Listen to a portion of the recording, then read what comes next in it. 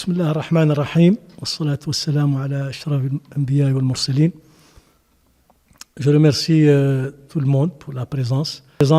Pour cette conférence de presse que nous avons initiée, notre comité et nos collègues de l'ONG Zakia, afin de mettre la lumière sur l'incident qui s'est passé ces derniers jours, savoir la fuite de gaz sur le projet GTA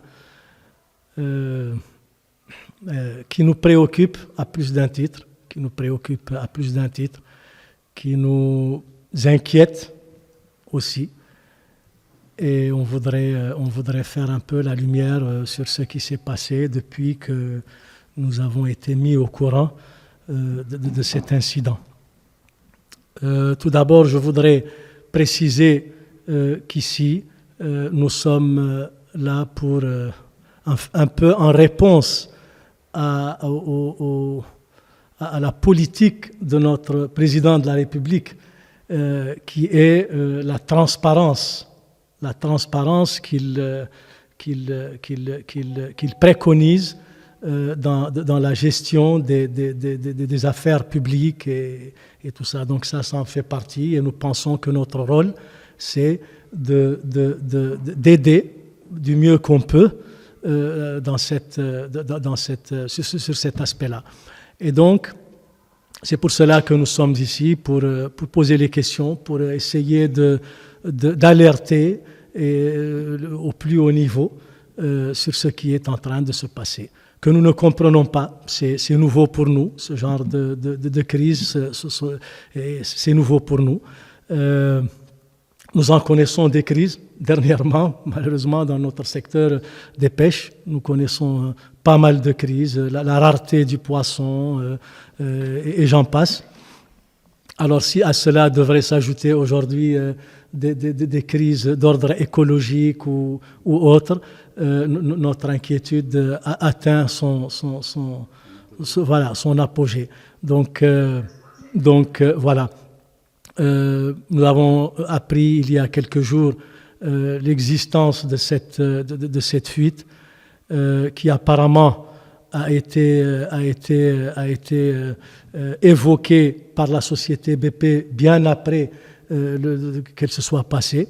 Nous avons été très étonnés parce que nous, on s'attendait plutôt à faire la fête, parce qu'on nous avait dit que le gaz venait de commencer, qu'on allait sortir les premiers, je ne sais pas comment on appelle ça, si c'est des barils ou des litres, je ne sais pas, mais voilà, donc on nous avait dit que ça allait commencer, on faisait la fête, parce qu'au moins, on avait quelque chose de nouveau qui allait peut-être soulager un peu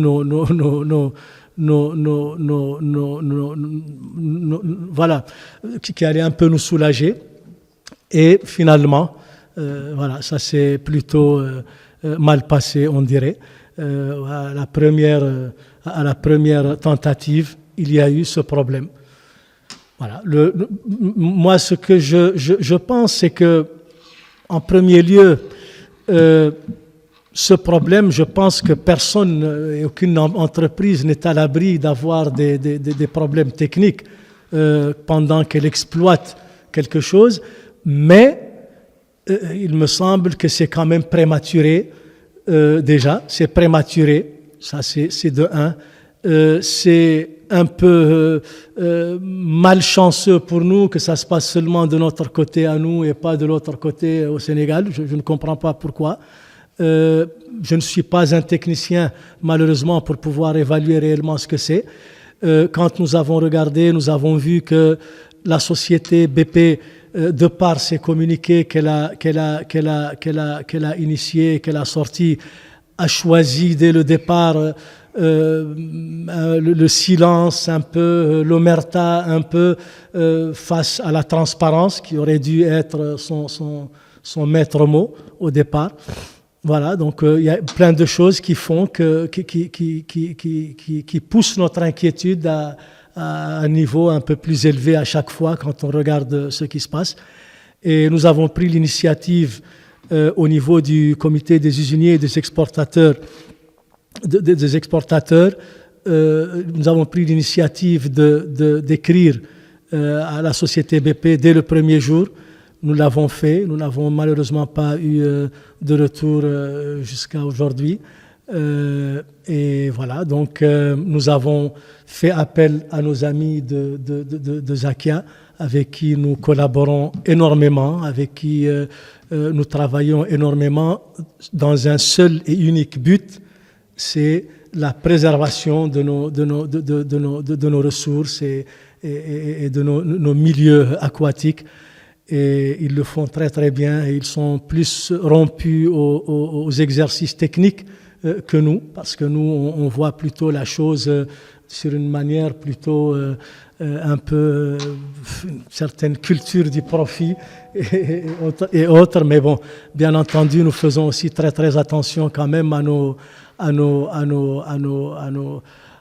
générations futures auxquelles nous devrions un jour céder tout ça.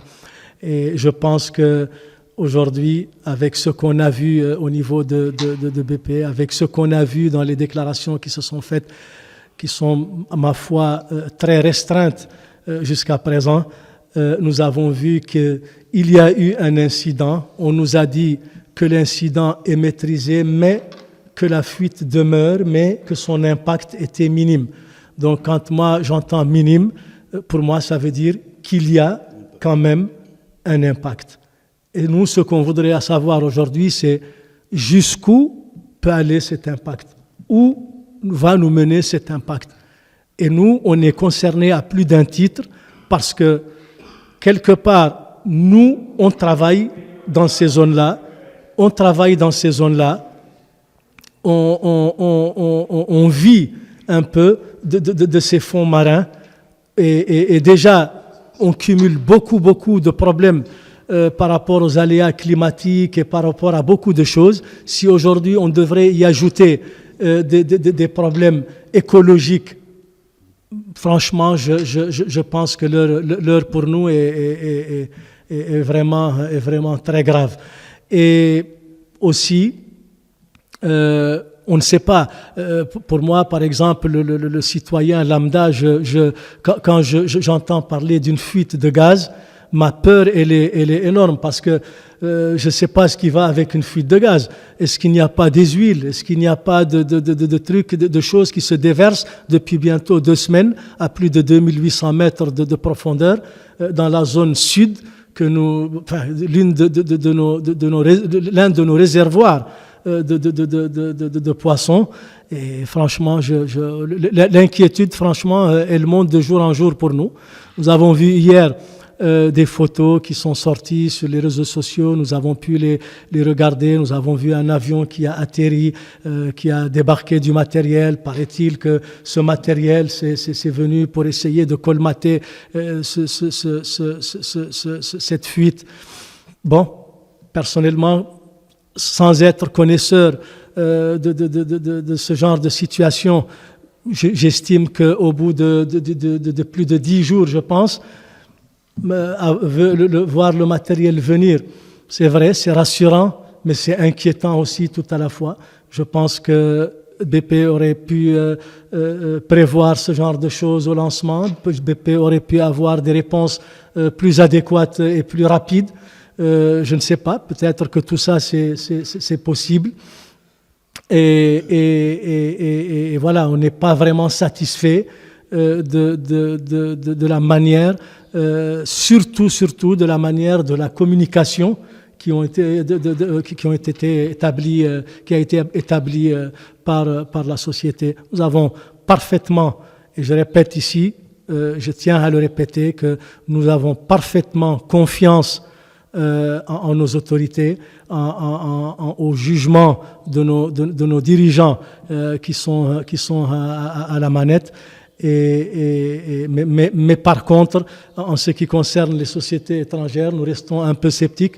par rapport à ça, parce que nous savons que toute société, et ça en tant que chef d'entreprise, je peux le dire, toute société fait passer d'abord son intérêt personnel, son intérêt privé à elle avant tout. Et donc voilà, donc nous comptons beaucoup sur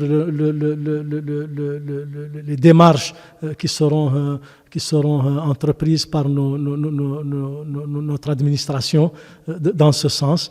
Et je répète que nous sommes un peu une aide à ces démarches. Voilà, donc grosso modo, je pense que c'est un peu pour ça que nous sommes là aujourd'hui, pour afficher une mobilisation totale face à ce genre de choses qui nous est inconnu pour le moment, qui nous est inconnu. Et bien entendu, je répète encore que la gestion qui a été prise jusqu'à aujourd'hui, pour nous, elle est peu orthodoxe. Pour moi, en tout cas, quand je regarde ce qu'il y a, je vois qu'il y a beaucoup de zones d'ombre qui n'ont pas encore été dites, et on aimerait bien savoir, parce que nous sommes les premiers impactés. Moi, je vous parle, j'ai un bateau qui est dans la zone. Et sincèrement, je doute même enfin, je ne sais pas, comme je ne suis pas connaisseur, j'ai peur que les poissons qu'il aille pêcher dans la zone soient contaminés par du gaz, ou je ne sais pas comment ça se passe. Et donc, franchement, je suis concerné à plus d'un titre. Mes enfants sont concernés, vos enfants sont concernés, et on voudrait bien ne pas être un peu le dindon de la farce. Comprendre ce qui se passe et recevoir aussi des réponses claires de la part de BP, à qui nous avons envoyé un écrit bien détaillé sur la situation et auquel nous n'avons pas encore eu de réponse.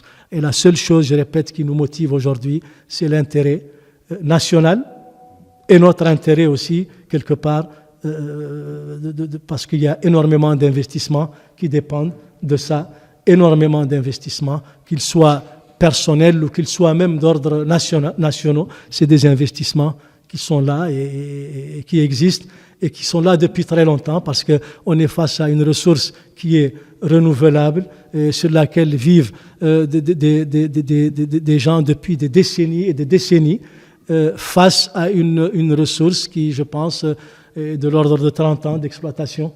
Je pense qu'il va falloir essayer d'installer un équilibre entre tout ça, essayer de faire bon ménage entre les deux ressources qui nous concernent tous à plus d'un titre. Donc voilà, je vous remercie et je vais passer la parole au président Mansour, nos collègues de Zakia, qui, je pense, sont bien plus rompus à ce genre d'exercice que nous.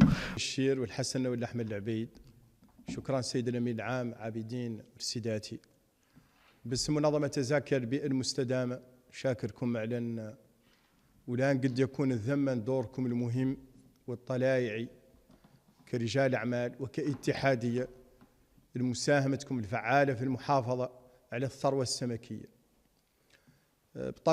بطبيعة الأمور كيف ما أشار لها السيد الرئيس أن الرجل الأعمالي يلود الآن مصالحه، هذا طبيعي.